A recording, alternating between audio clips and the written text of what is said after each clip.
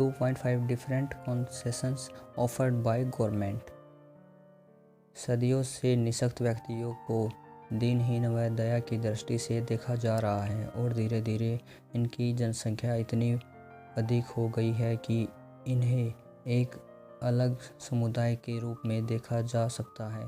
धीरे धीरे ये व्यक्ति भी अपनी आजीविका कमाने के लिए कुछ न कुछ छोटे मोटे कार्य करते थे। समाज के जो व्यक्ति विकलांग लोगों के पुनर्वास के लिए कार्य करते थे, उन्हें महसूस हुआ कि इन लोगों को भी पढ़ लिख कर आत्मनिर्भर बनने का एक मौका अवश्य मिलना चाहिए। ईयर 1995 में निःशक्त व्यक्तियों के लिए समान अवसर अधिकार का संरक्षण एवं समान अवसर अधिकारों का संरक्षण व पूर्व भागीदारी के लिए निःशक्त अधिनियम बनाया, जिसके अंतर्गत विभिन्न प्रकार की कल्याणकारी एवं लाभदायक योजनाएं लागू की गई। ये नियम एवं कार्यक्रम उनके शिक्षण, प्रशिक्षण, रोजगार तथा जीवन यापन में सहायक पहुंचाते हैं। रोजगार तथा जीवन यापन में सहायता पहुंचाते हैं। इसके लिए प्रत्येक जिले में विकलांग कल्याण विभाग कार्य कर रहे हैं, जो विकलांगता के विषय में जागरूकता फैलाने जैसे कार्यक्रम भी आयोजित करता है। परंतु इसके बाद भी लोगों के अंदर विकलांगता के प्रति जागरूकता की कमी है। इन सभी विकलांगों को सरकार की तरफ से छूट व अन्य सुविधाएं मिलती हैं।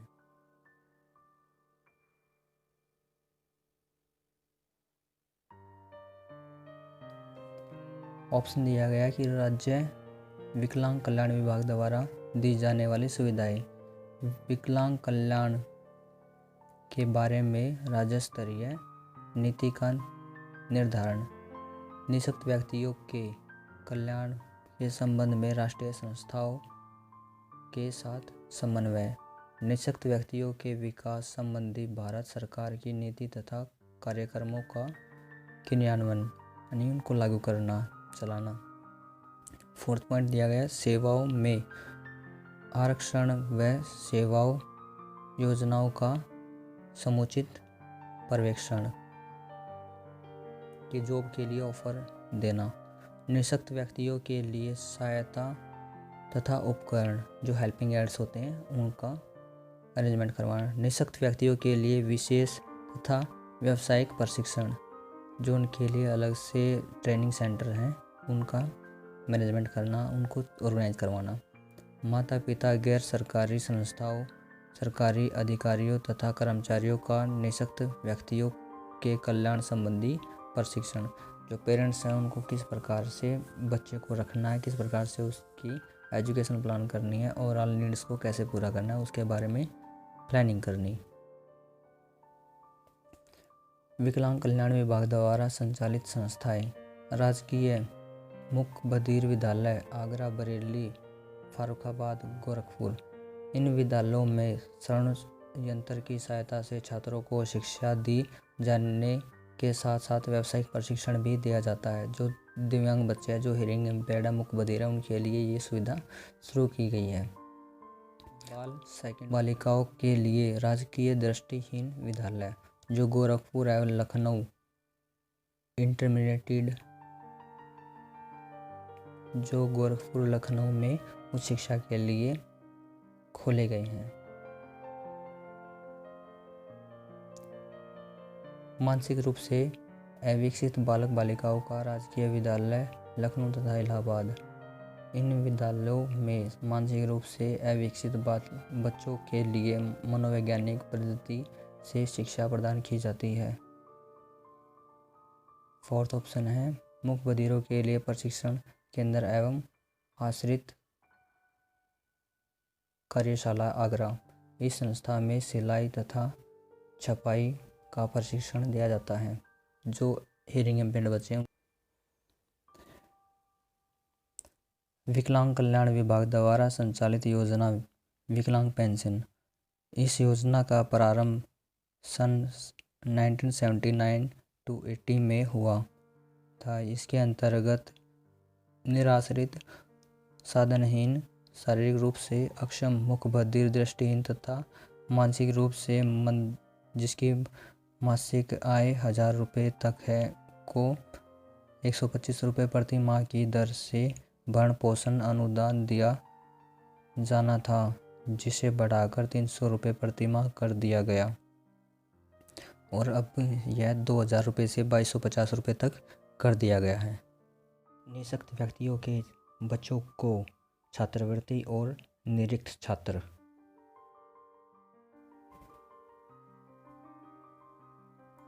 अब ये इसकी कैटेगरी दी गई है, छात्र और छात्रवृत्ति।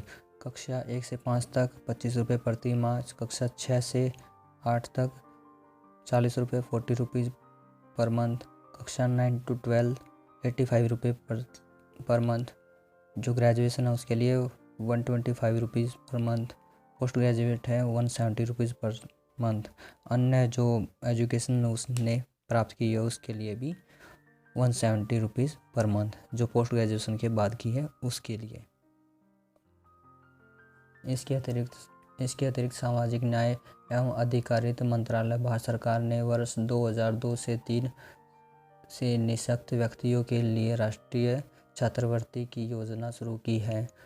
राष्ट्रीय छात्रवृत्ति योजना के अंतर्गत इंजीनियरिंग, चिकित्सा की भारतीय एवं अन्य पद्धति, कृषि, पशु चिकित्सा, सूचना प्रौद्योगिकी, जींस प्रौद्योगिकी, वास्तुकला, भौतिक चिकित्सा, संगीत एवं अन्य व्यावसायिक पाठशालाओं में PhD, MPhil और पोस्ट ग्रेजुएशन और ग्रेजुएशन स्तरीय पाठ्यक्रम हेतु आवासीय छात्र छात्राओं के लिए 1000 रुपये तथा गैर आवासीय के लिए 700 रुपये प्रति माह का प्रावधान है।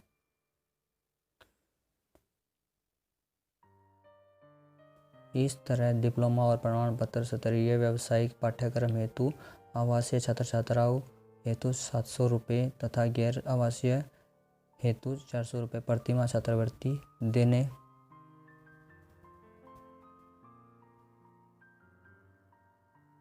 का प्रावधान है। थर्ड पॉइंट, शारीरिक रूप से अक्षम व्यक्तियों को कृत्रिम अंग, श्रवण यंत्र क्रय हेतु अनुदान। इस योजना के अंतर्गत निःशक्त व्यक्तियों को तिपैया, साइकिल, बैसाखी, जयपुर फुट, चश्मा तथा श्रवण सहायक यंत्र आदि क्रय करने के लिए अनुदान प्रदान किया जाता है। इसमें अनुदान की अधिकतम राशि 1000 रुपये प्रति लाभार्थी या व्यक्ति हो सकती है। जो डिसेबल्ड व्यक्ति है उसके लिए 1000 रुपये निर्धारित की गई है। इस योजना से प्रतिवर्ष लगभग 8000 लोगों को लाभ दिया जाता है, जिसके लिए प्रतिवर्ष बजट में लगभग 49.52 लाख रुपीज़ देने का प्रावधान किया गया है। इस योजना में लाभ प्राप्त करने वाले व्यक्तियों को मासिक आय 2000 रुपये निर्धारित की गई है। पॉइंट 4, 10 निःशक्त कर्मचारियों एवं अन्य सेवा योजकों को राज्य स्तरीय पुरस्कार। प्रदेश सरकार द्वारा निःशक्त कर्मचारियों एवं उनके लिए अच्छा कार्य करने वाले सेवा योजकों एवं प्लेसमेंट अधिकारियों को पुरस्कृत किया जाने की योजना है, जिसके अंतर्गत प्रति व्यक्ति संस्था को 1000 रुपये नगद पुरस्कार के अतिरिक्त पद तथा सर्टिफिकेट दिया जाता है। प्रत्येक वर्ष इस योजना के अंतर्गत लगभग 12 व्यक्तियों को राज्य स्तरीय पुरस्कार दिया जाता है। इस योजना के अंतर्गत निःशक्त व्यक्तियों को राज्य सड़क परिवहन निगम की बसों में मुख्य चिकित्सा अधिकारी द्वारा प्रमाण पत्र के आधार पर निःशुल्क यात्रा सुविधा उपलब्ध कराए जाने का प्रावधान है। इसके साथ ही गंभीर रूप से विकलांग व्यक्तियों के एक सहयोगी को भी उसके साथ निःशुल्क यात्रा सुविधा उपलब्ध किए जाने का प्रावधान है। 6 पॉइंट दिया गया है, टॉकिंग बूथ। वीआई छात्रों के लिए टॉकिंग बूथ स्टूडियो के माध्यम से शिक्षा प्रदान की जाती है। नेक्स्ट पॉइंट दिया गया है 7, निःशक्त व्यक्तियों के लिए विवाह हेतु प्रोत्साहन राशि। विवाहित जोड़े में से यदि एक व्यक्ति अक्षम है तो उसे प्रोत्साहन राशि अनुदान राशि दी जाती है। यह अनुदान की राशि दंपति में से केवल युवक के निःशक्त होने पर 1000 रुपये तथा केवल युवती के अथवा दोनों के निःशक्त होने पर 14,000 रुपये निर्धारित किए गए हैं। वर्ष 1999 से 2000 में इस योजना के लिए 33 लाख का बजट खर्च करने का प्रावधान था, जो आवश्यकता अनुसार घट बढ़ सकता है। पॉइंट 8 स्वैच्छिक संस्थाओं को अनुदान। इस योजना के अंतर्गत निःशक्त व्यक्तियों के कल्याण के क्षेत्र में कार्य करने वाली स्वैच्छिक संस्थाओं को प्रोत्साहित करने हेतु उत्तर प्रदेश सरकार की तरह भारत सरकार भी उनको प्रोत्साहित करने लगी। 9th पॉइंट निःशक्त व्यक्तियों के पुनर्वास हेतु दुकान निर्माण योजना। समय रोजगार को बढ़ावा देने एवं निःशक्त व्यक्तियों के पुनर्वास हेतु विभाग द्वारा दुकान निर्माण योजना आरंभ की गई है। इस योजना के अंतर्गत निःशक्त व्यक्तियों के रोजगार हेतु 20,000 रुपये की धनराशि उपलब्ध कराई जाती है, जिसमें 15,000 रुपये का 4% ब्याज दर पर ऋण तथा 5,000 रुपये अनुदान के रूप में दिए जाते हैं। 10 पॉइंट है जिला स्तर पर विकलांग बंधु का गठन। निःशक्त व्यक्तियों की समस्याओं के समाधान एवं उनके एकल खिड़की पद्धति सिंगल विंडो सिस्टम से विभिन्न योजनाओं का लाभ उपलब्ध कराने के उद्देश्य से प्रत्येक जिले में जिला अधिकारी की अध्यक्षता में विकलांग बंधु का गठन किए जाने का प्रावधान है। 11th पॉइंट सरकारी सेवा में निःशक्त व्यक्तियों के आरक्षण की व्यवस्था। अभी तक सरकारी सेवाओं में निःशक्त व्यक्तियों के लिए 2% आरक्षण था। निःशक्त जन अधिनियम ने इसे बढ़ाकर 3% दिया गया है, जिसमें से VI, HI तथा PH व्यक्तियों के लिए 1% निर्धारित किया गया है। निःशक्त व्यक्तियों हेतु सुविधाएं। वैसे तो निःशक्त व्यक्तियों के कल्याण के लिए कुछ न कुछ सुविधाएं प्रदान की जाती हैं, परंतु 1995 में भारत सरकार द्वारा PWD एक्ट पास किया गया, जिसके उपरांत उन्हें विभिन्न प्रकार की छूट तथा सुविधाएं प्रदान की जाने लगी, जिसके अंदर सुविधा है आय सुविधा। सेक्शन 80B के अंतर्गत निःशक्त बच्चों के अभिभावकों को 20,000 रुपीज़ तक की आयकर छूट मिलती है।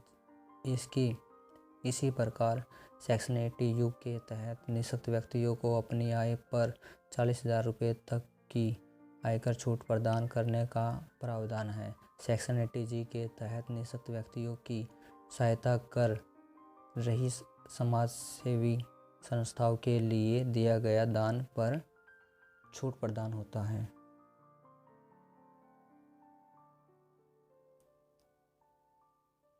सेकंड पॉइंट है कस्टम ड्यूटीज़ की सुविधा।